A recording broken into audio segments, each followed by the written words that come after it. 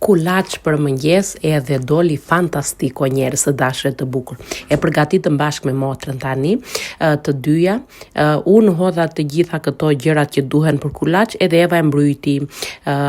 Po më dëm pak dora mua edhe ndaja e bëm gjysmë unë, gjysmë Eva.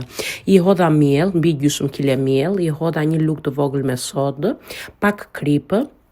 Pastaj një çik sheqer, nëse doni më të ëmbël mund të hidhni më shumë sheqer. I hodha 2 vezë, i hodha një tani dhe pastaj tha Eda hidhe një tjetër se ka shumë më përzierje. Edhe kuptohet e mbrojta me kost ja dhe veza e dytë këtu, edhe kost derisa të marrë që të mos na ngjitet brumi në duar. U zgjua dhe djali. Sekreti i kulaçit është që nuk duhet ta mbrojni shumë, ta punoni shumë se pastaj del i fortë. Edhe çfarë harrova, po harrova gjalpin që ti hidhja brenda. E kujtova momentin e fundit, edhe ndaja tani po tallet Eva këtu, po i hodha, e kemi gjalpë të freskët nga dajkja. Edhe ndaja edhe kulaçi mori atë ngjyrën e verdhë ashtu kaq të mirë. E mbrojtëm kulaçin, pastaj e hapëm në një tepsi të cilën e lyem me vaj ulliri siç e patë. Nëse doni mund ta lyeni edhe me gjalp tepsi, nuk ka problem fare.